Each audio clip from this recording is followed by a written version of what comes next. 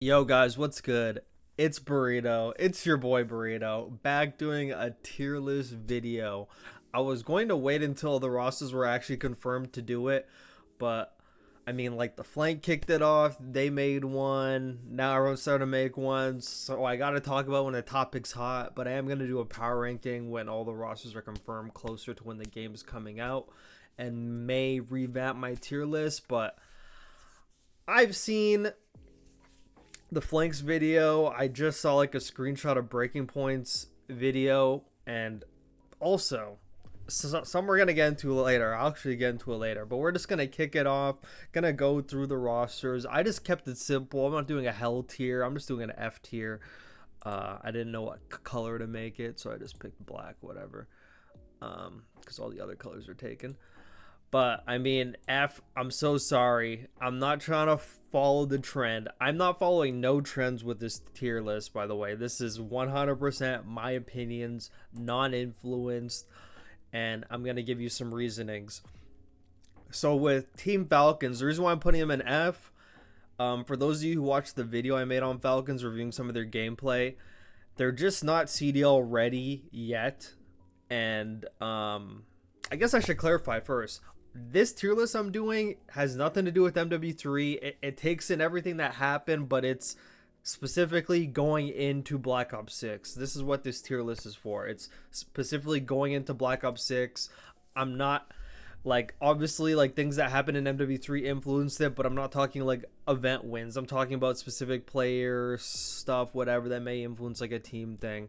But this is basically how I rank the rosters going into Black Ops 6. This is what the tier list is for.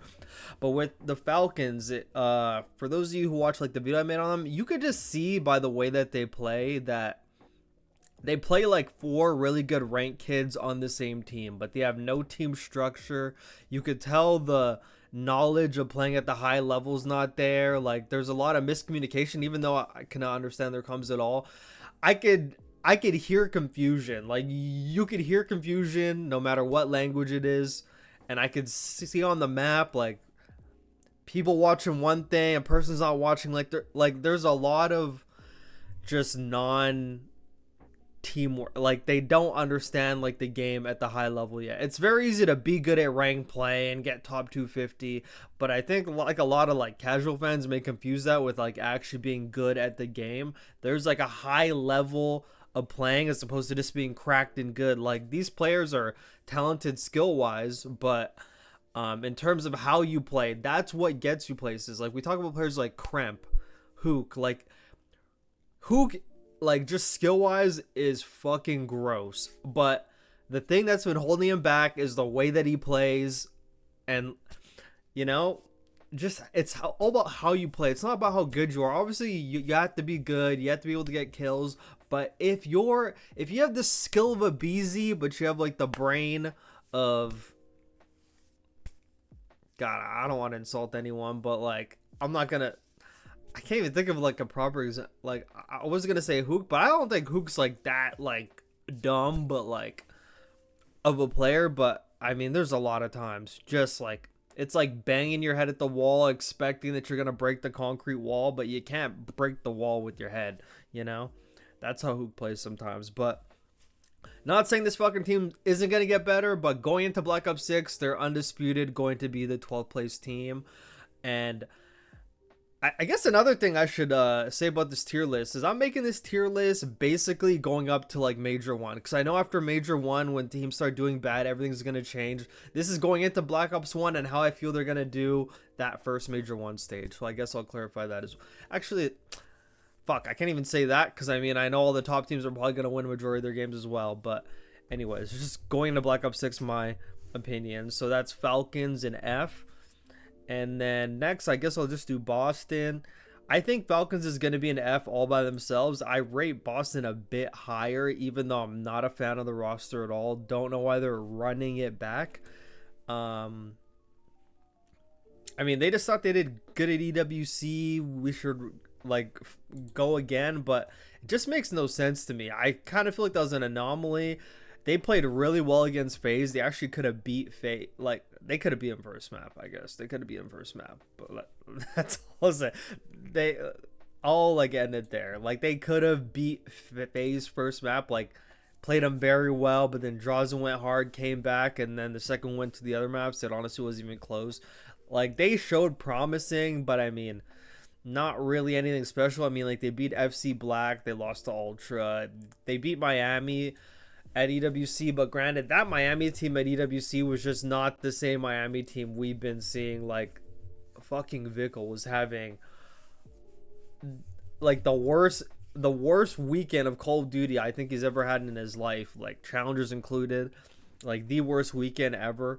But I could very minusculely understand like their thought process. Oh yeah, like, we did get EWC, must run it back. But the fact they didn't even like go for any of the options in Rostermania, wait for players to be open. Like they probably could have, maybe not because better options, but like they could have been throwing their name in the hat for people like Mac and all that stuff. But I don't think Mac was going there anyway. But I mean, it could be partially because like the org's also collapsing, like the ownership and all that stuff. But gonna leave them at D. Not expecting any greatness from them.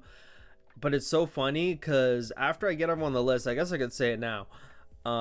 I believe, in my opinion, I feel like everyone in B, C, D could all beat each other. Like after like you see me sort them out, everyone in B, C, and D can beat each other, but B and A have like the less likely of losing to like these teams. It's like NYSL and MW3. Like NYSL and MW3 was better than 75% of the league, but they still lost the occasional game to like Royal Ravens, Seattle Surge. Like, you know, like they were better than the rest, but they still had losing potential. But like everyone in S for the most part was like winning every game except for when they played each other.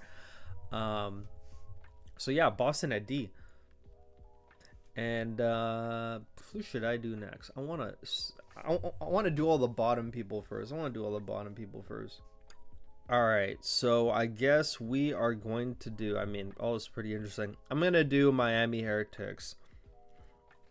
I rate Miami Heretics higher than Boston, but realistically though, them not doing anything with their roster is kind of tweaking me out. But they're good enough that they're better than like the bottom teams, and they have potential to upset like B and A and sometimes play S close. But I mean, Real was about to leave, and the fact that Real didn't leave and now he's gonna stay, and not sure if they're gonna bench him because of that, because now his whole vibes, his mojo is gonna be off. Obviously still gonna play, gotta keep your stock high.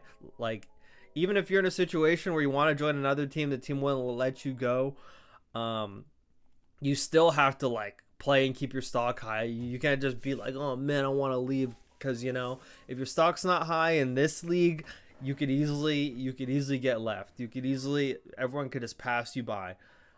So I think Real is their shining hope, honestly, in this game.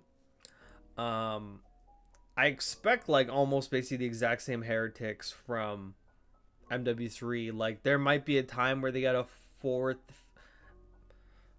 maybe not fourth, like a fifth, sixth, but yeah, just like above like the lower teams, but not anything crazy.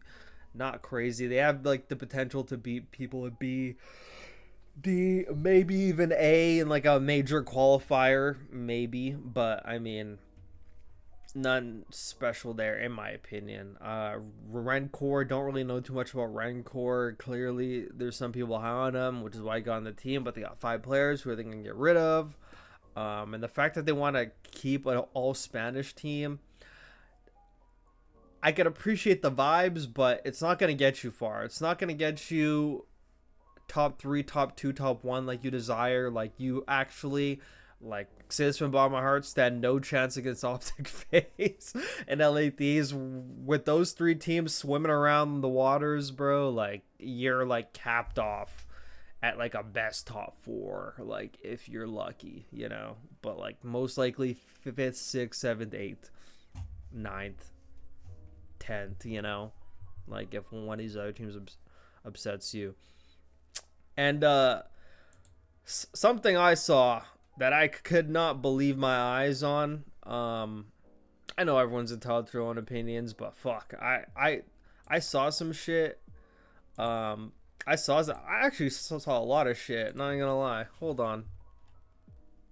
I can appreciate the sentiment. Everyone has their own opinions, but like I'm seeing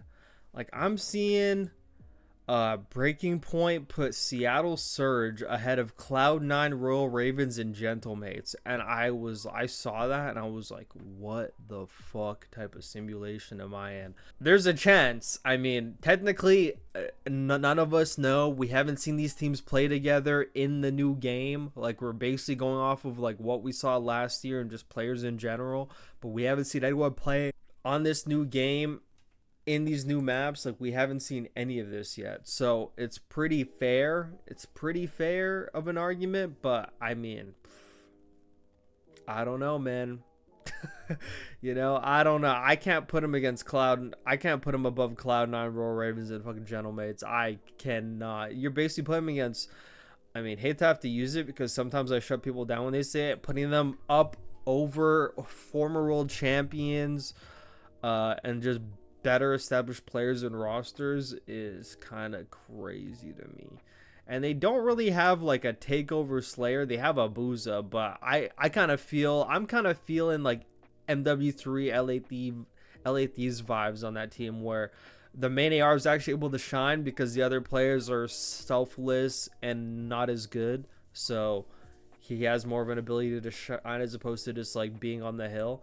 So in that sense, Abuza is probably going to shine on this team once again, but I cannot put them. I can't even put them in B. I just can't. There's just no fucking chance. There's just no fucking chance I'm putting them anywhere near B. I have no idea how they got them above B. If anything, I could put them above Miami for sure. So I'm gonna put them above Miami and C. Because I do like Hicksy, I do like Nasty, I do like Abuza. 04 is very good in S&D, but like, it's so crazy because the era of COD we're in now, and I mean, it's kind of always been like this, but like every team needs people who are just guaranteed going to get kills. You look at all the great teams in the past, like the complexities, like Aches was an SMG Slayer, Crim, Karma, Clayster on those teams, Slayers, Optic Dynasty. All four of them are Slayers. You look at the phase back then, like Zuma, Attach, even Clay, all could get kills. Like they weren't just cogs in the wheel, players that could get kills. I mean, like you look at every single team. LG, I mean LG was actually more of a teamwork team, but they did have good players. I mean, they had Octane and shit. But anyways, you get my point. Atlanta FaZe, all four of them.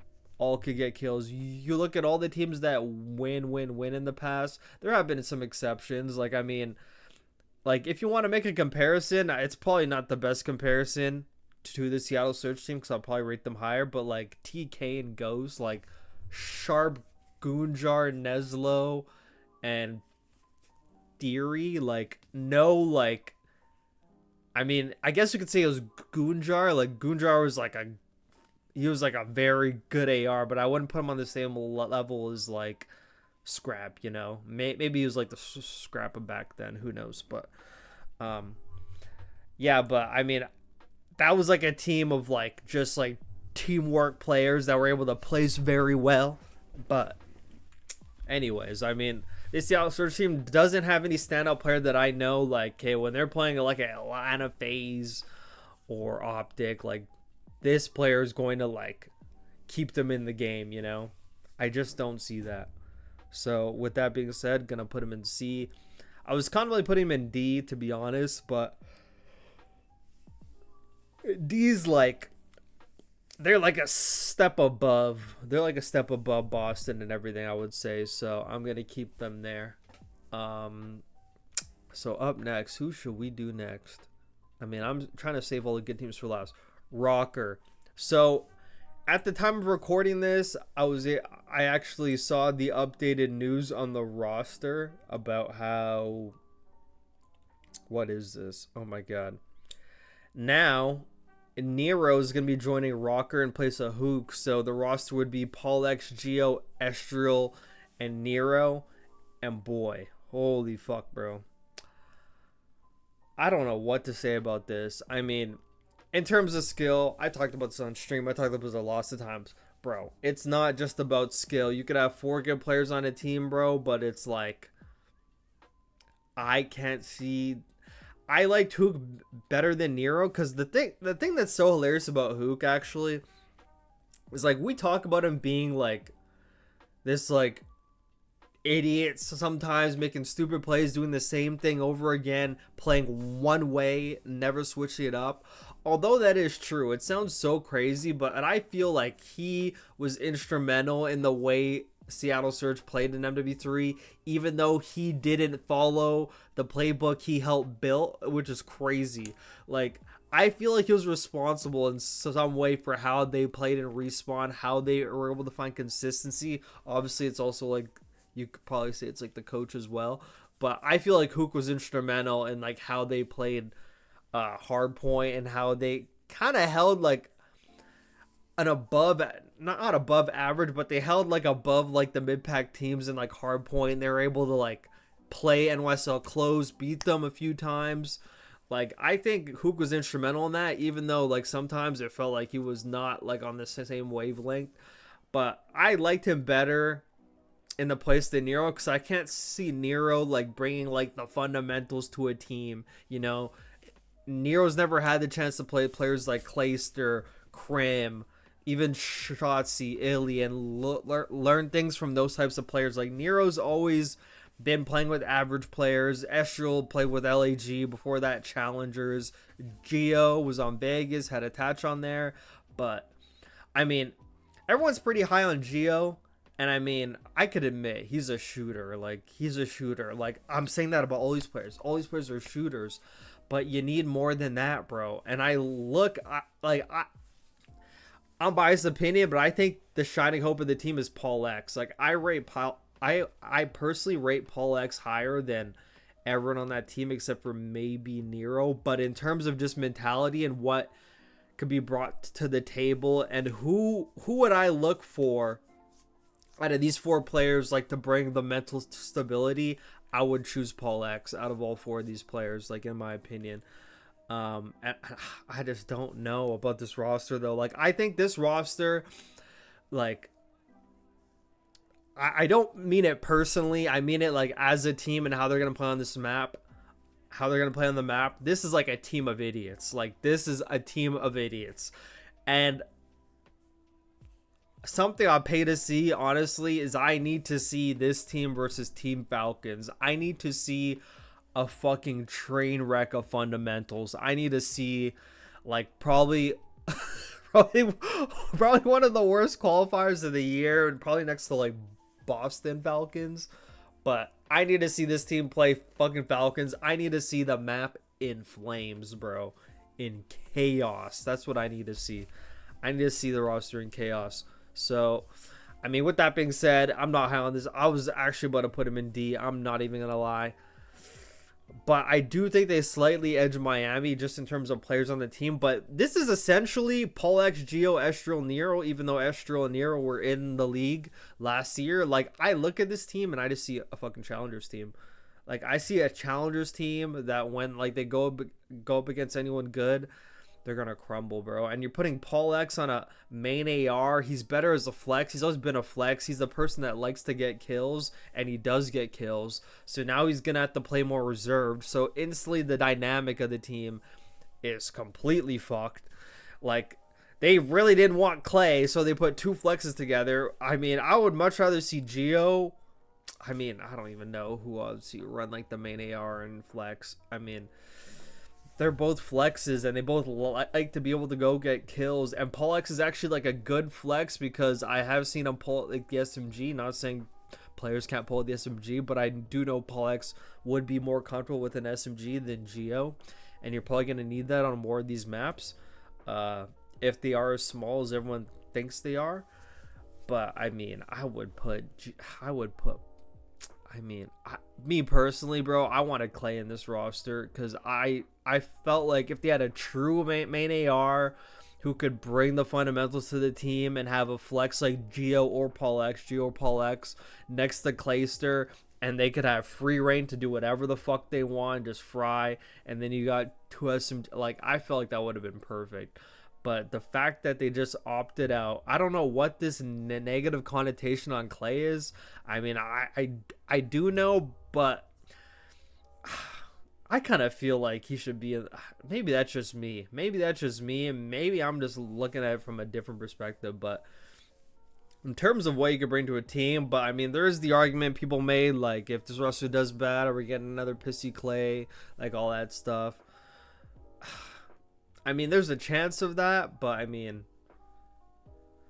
if we look at other main, like, who's a true main AR that could come in this team and make this team better? Like, Clay's the only one I can think of. I mean, Slasher is already on, like, the Carolina Ravens team, like, pretty much confirmed.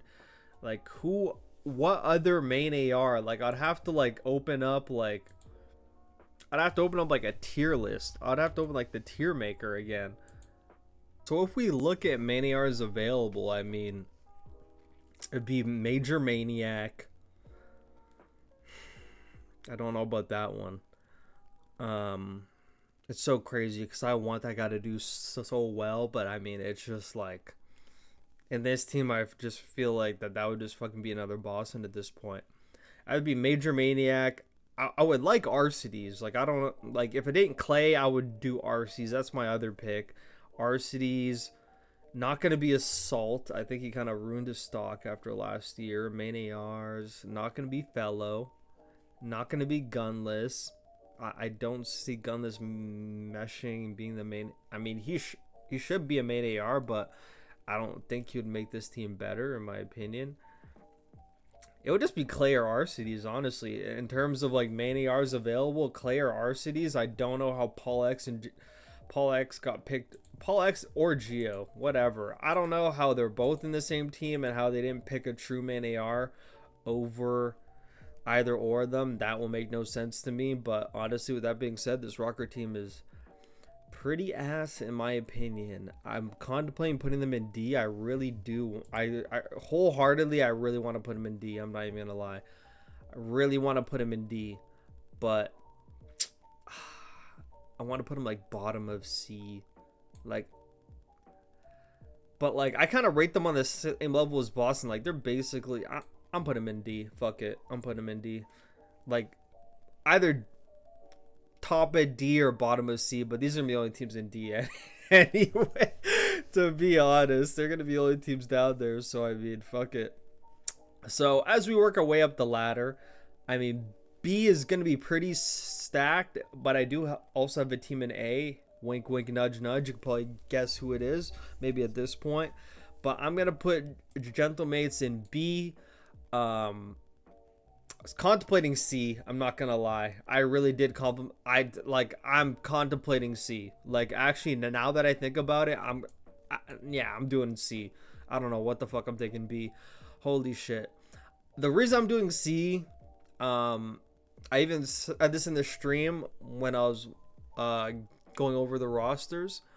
I just don't see where the consistent kills are. I was laughing when people in the Zuma streamer putting Walmart Hydra, Temu Hydra, like, you know, this is the exact same roster, but they're trying to build a new Hydra. This is basically exactly what that is. They have a French superstar on a French org. They're trying to run it back.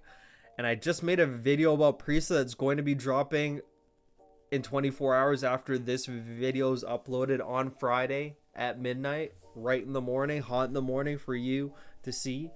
I just don't know where the kills are going to come from. I know Skies is a good player, but with now the way main ARs are now, I mean, a lot slower. You could say the maps are going to be smaller and everything, but now I feel like he has a more defined role as, like, a slower AR.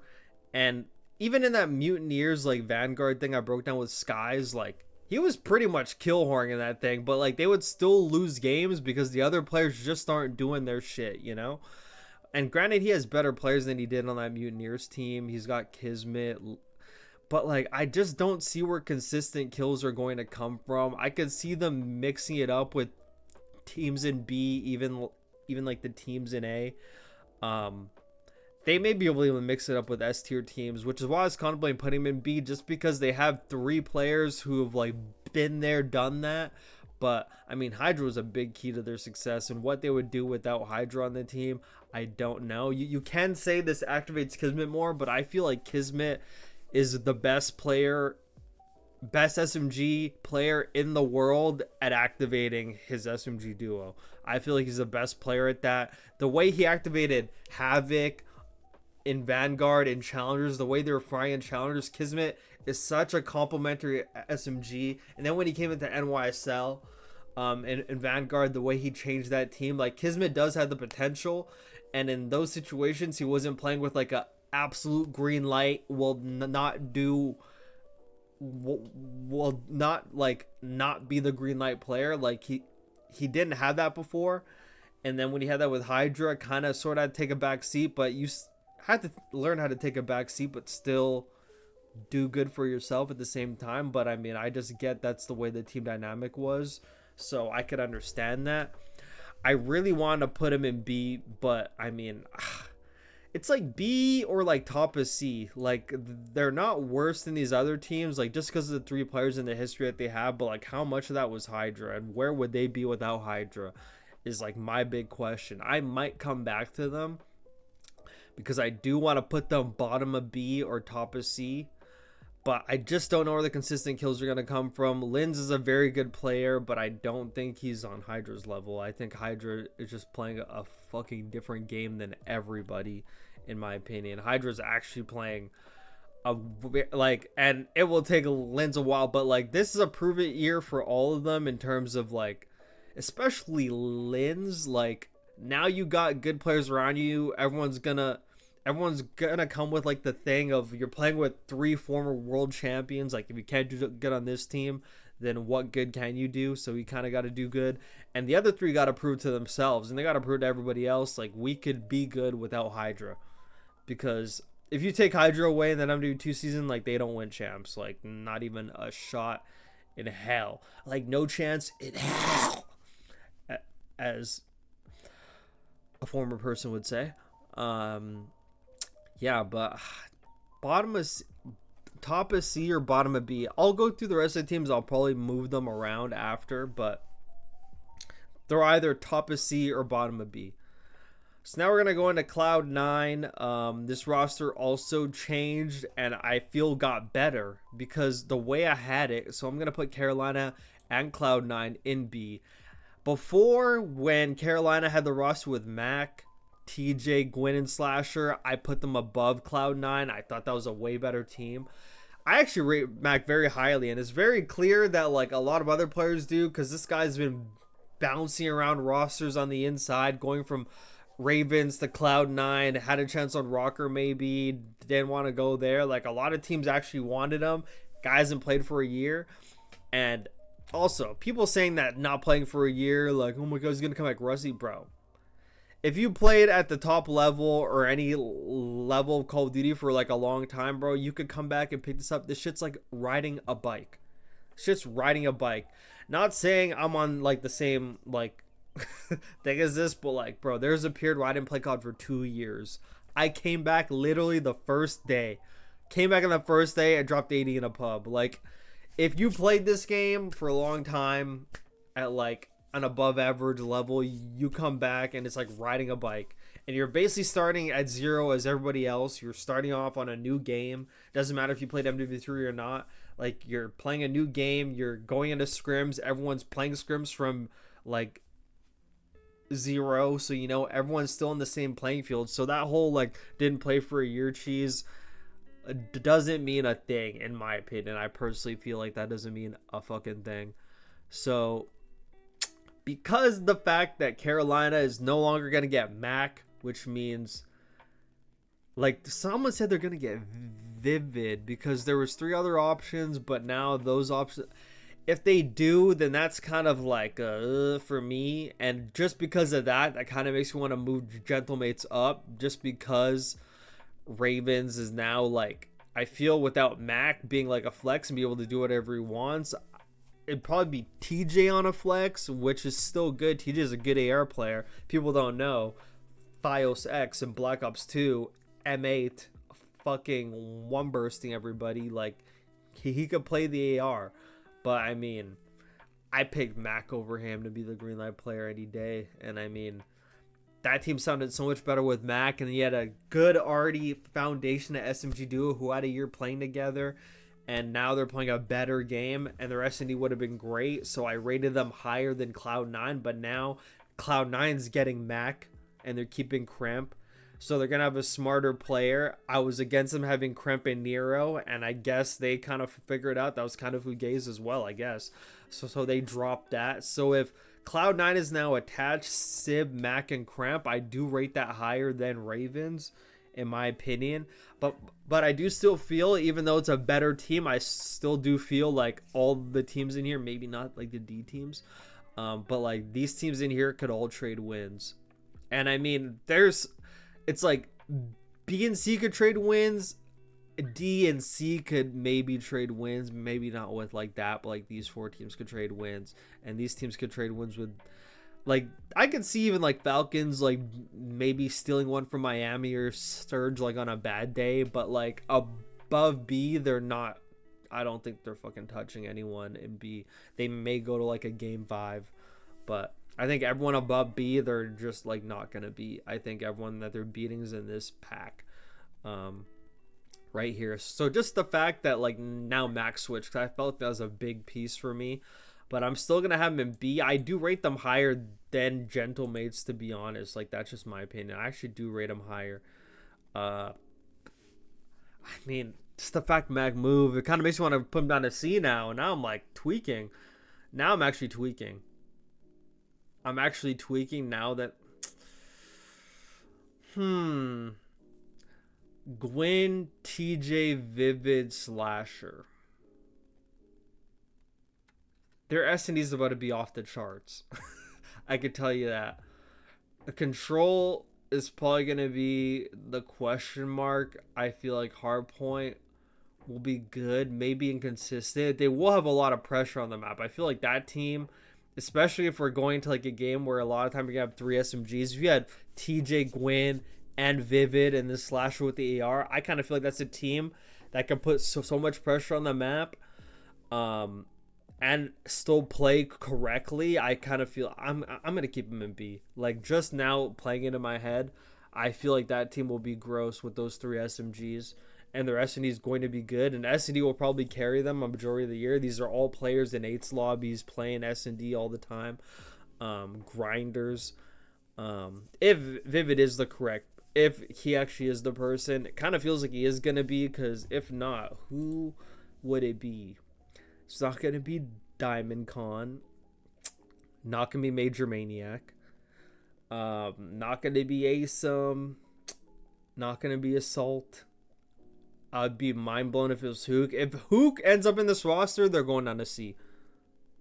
Maybe D. Like, if Hook comes in, they're going down a peg, but I'm thinking it's going to be Vivid. Do you want to know what's crazy, bro? I kind of feel like if it was Slasher 04, TJ Gwyn, that'd actually be pretty good too. But, I mean, even Slasher Geo, like they could actually maybe gone a better flex, but I mean, hey, I'm going to keep him in B. I wanted to move Gentlemates up to B. I'm not going to lie, but I mean, just where are they going to get the kills from? I'm just so confused, but like, I could see him being better than this team. Like, I could see them very clear being this team. This is where I'm confusing myself, because it would have to be like that at that point if I actually thought that. But the fact they have Vivid, I do actually think they're going to be better than Gentlemates. I do feel like they actually have a better team. But playing the game correctly, I kind of feel like they're going to play the game more correct. Like, I could easily see this team being this team. But, like, it's so weird. It's so weird. And that means I'm rating. I feel like all these teams could actually trade wins off each other. That's the thing. I'm actually going to keep it like that because I feel like these teams are a peg above these teams. They're not on the same level as these teams. Like, if I put Gentlemates in C, that's saying they're on the same level. Even if I put them above them, I'm saying they're better than them, but they're still on the same level. It just literally doesn't make sense. So I kind of feel like that looks a bit better. Maybe I kind of, but at the same time, I feel like I'm putting them too high because I don't know where they're going to get kills from, but I do know they're going to play more fundamentally correct. And B is not like a crazy high tier. It's B. It's not that high. It's not that high, but they're not they're not on the same level as Miami and Surge. They're better than them, even though I don't know where the slang is going to come from, but I do have faith in them, and I could see them trading wins with this team. That's why I'm putting them there. So that kind of makes a lot more sense to me. I'll be honest. That makes way more sense to me. And then here's my take on Toronto Ultra. I personally view them as the 4th best team in the league. This is 100% my opinion, and that's why I'm putting them in A. And I'm putting them in A with somebody or by themselves. So, wait. I gotta take a sip.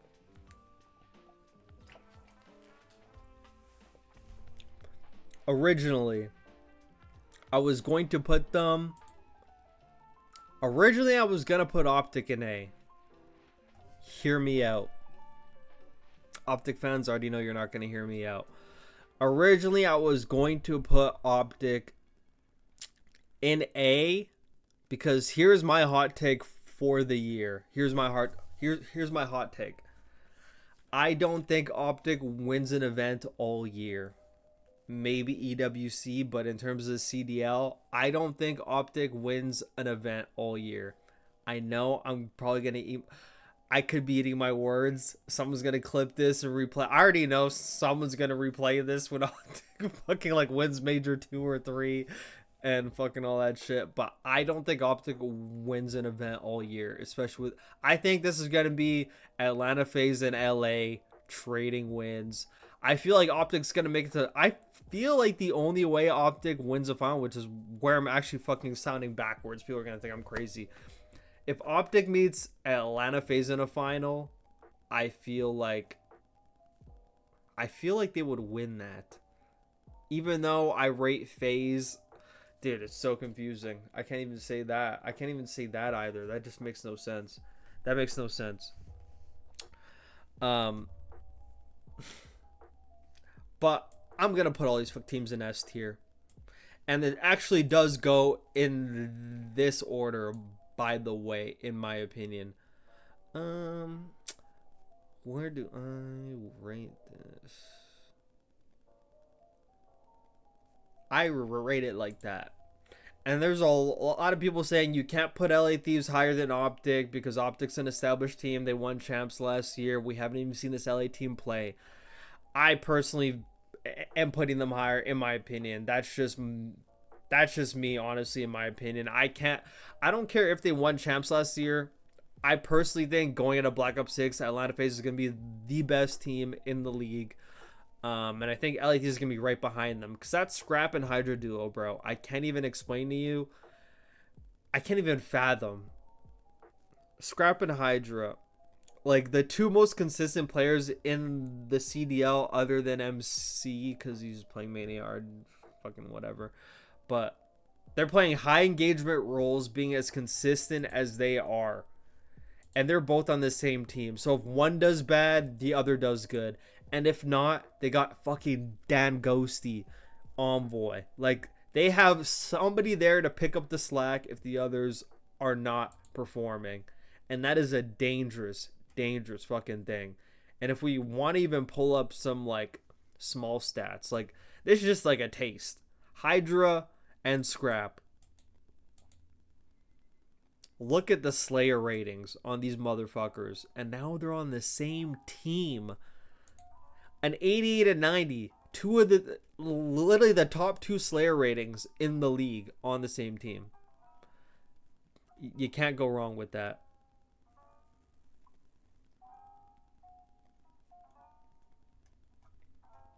I don't even know where Ghost is. I can't even fucking see him. Has to be higher than Insides for sure. And honestly, even if you want to do one better, look, you can even go back on MW2. And they're all still in the top. They're still in the top. Still in the top 3 Slayer ratings. Vanguard. Wait, did Hydra play Vanguard? Yeah, but he's still up there. Look at that Slayer rate. 87 still. Shit, man. He was up there in that game. He's still like in the top 5 Slayer ratings like every single year. Like even in Vanguard. And he was on like an average team in that game.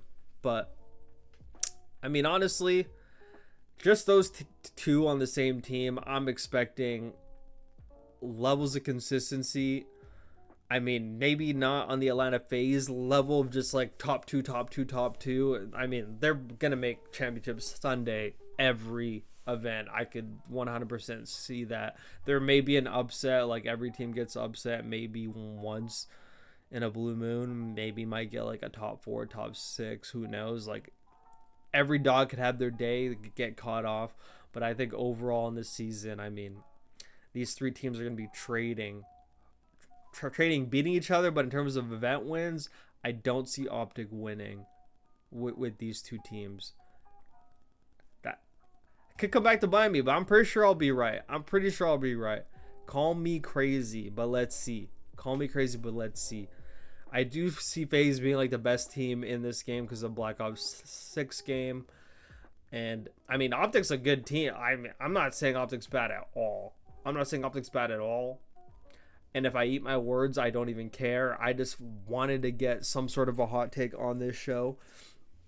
And also, speaking of hot takes and just like takes in general, bro, I heard this motherfucker, like somebody sent me a clip of this motherfucker CDL Intel saying he would pick that he rates Dan Ghosty over Draza in Respawn. And just in general, he thinks FaZe would be better if Ghosty was on it instead of Draza. What the fuck, brother? Bro, some people just gotta stick to just posting about scrims and posting about Rostermania, bro. Because I don't know how some of these people got the platforms they have with opinions like that, bro. Anyone who watches the game at all cannot make that opinion. Like, obviously, Ghosty's a very good player. But bro, what the fuck, brother? Not on that level, bro.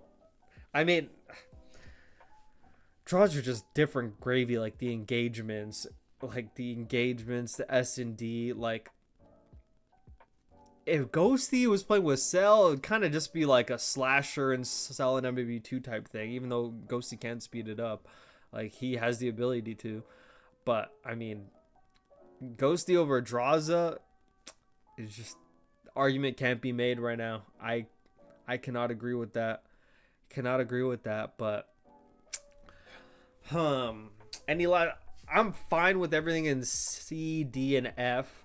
In terms of A, B, I like A, I like C, I like D, I like F. It's just B. I was contemplating moving like some people to C, but I can't put them on the same tier as that. So I actually do like this the way it is. Part of me even wants to put Ravens above Cloud9 because I do feel attached. Yeah, but they have Mac. No, I don't know. I kind of rate that a little bit higher. I'm not gonna lie. Kind of rate that a bit higher. Cramp. Mac, but Mac's gonna have to be an SMG. He's not gonna be a flex, so he's not gonna basically get to do whatever he wants. He's going to be an SMG, but this is gonna be pretty much an SMG game, and he is great with the SMG, and he is gonna be a green light player. They're not bringing him on the team to play like he did in Seattle Surge, Vanguard, and MW2, where he's allowing AG and Dante to shine. Like they're putting him in this team for him to shine, and he's got the players around him to do it. Him and Dante, I feel, are just going to put some pressure on the map. They've been playing with each other for a long time, even before Seattle Surge, like in S&D, like in Black Ops 4, they were playing with each other. I remember seeing them in some streams together on the same team. Like, so like the chem's there, all players that would hang out with each other outside a game. But I do, it's a toss up, honestly, for me, between Carolina and Cloud9 in terms of who would be better than the other. But I'm going to put Cloud9. But there is room for improvement there. Undisputed bottom of B or top of C gentlemates. I would be fine with either or, to be honest, but I don't want to put them on the same tier as Seattle, Miami. I kind of feel like that's a tier of its own. But I mean, Optic fans probably gonna hate me for not putting them at the top, like they just won world champs. But you know, not your tier list, it's mine, so you know, who cares. But here is my tier list going into Black Ops 6. Hope you enjoyed. Hope you learned something new, maybe not learned something new. Hope you appreciated the vibes. This is an impromptu video. I had no plans of making this until I saw people doing it. I gotta hit it while the block's hot. So, I mean, this has been Burrito. Bada boom, bada bye. We'll see you next time.